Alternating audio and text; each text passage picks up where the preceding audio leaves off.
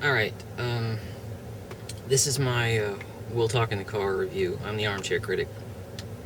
This is my We'll Talk in the Car review of The Hunger Games. Mockingjay Part 1, which, that's a mouthful. Why didn't they just call it Mockingjay Part 1? I should start by telling you this.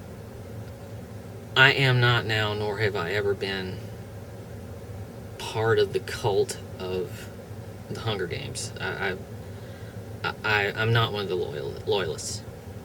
I saw the first two movies, and I read all three books. They were very good, but they didn't change my life. Chiefly because I feel like that I've heard this story over and over again.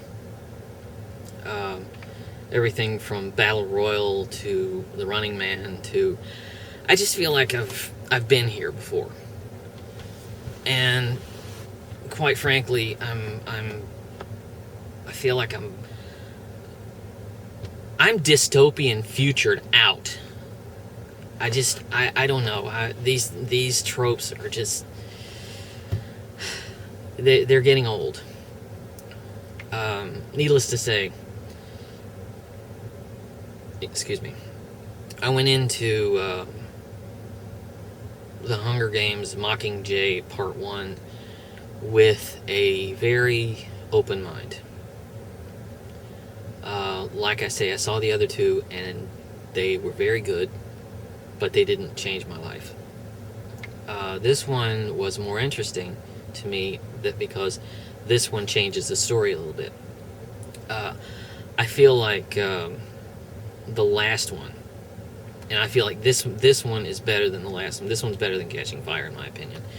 The last one, in all honesty, I felt like the first hour of the movie was just a complete snore. I mean, just on and on and on. Just characters just talking about the plot and reminding each other of the plot. On and on and on and on and on. And I, like I say, I read the books when they first came out. I don't know who half these characters are. But that one was saved by one thing, and that was the ending. Once the games got started in that movie, it picked up, and it really, really took off, in my opinion. This one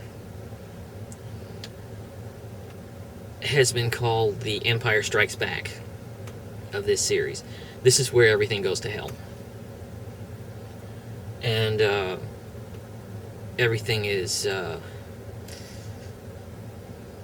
the games are over, and the revolution is starting. So you have Katniss, who, God bless Jennifer Lawrence. The last one I wrote in my review that she seemed bored with the role.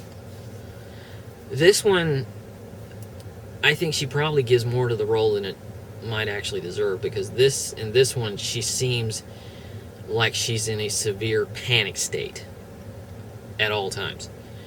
Now, that's given to the nature of the role. That's not a slam on her. But I mean, you're amazed that by the time it's over, she's not, in a straitjacket.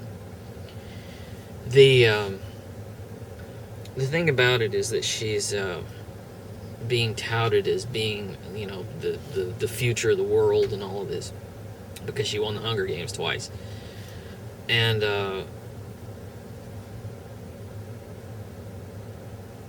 the funny thing is, I don't remember a lot of the book. So there are a lot of characters in here. Julianne Moore plays the president of the revolution. I barely remember that character. Philip Seymour Hoffman, this is one of his last performances, does a good job. And these are all good actors. One of my favorite actors, Stanley Tucci, is barely in it. Of course, he was just kind of the host. He was the Jeff Probst. So it's interesting, but um, my main problem with this movie is that it is so unremittingly, unendingly grim and sad. I mean, it's down in the depths of despair, and that is the nature of the story. But good Lord, I'm sitting there and I'm thinking, I feel bad watching it. You know, somebody smile, somebody tell a joke, somebody sing a song, throw a pie, something. Because when it was over, I'll be honest with you, I felt bad. I did. I felt really, really terrible. There is one thing I really liked about it, and it was the thing I liked about the other ones, and that is Elizabeth Banks. I love Elizabeth Banks.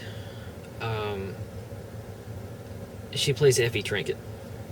Now, if I remember correctly, you can put this in the comments if I'm wrong. But if I remember correctly, Effie Trinket wasn't in this part of the book. Now I don't know that. I don't remember, but I think she came in at the end of Mockingjay. She shows up here for a little bit.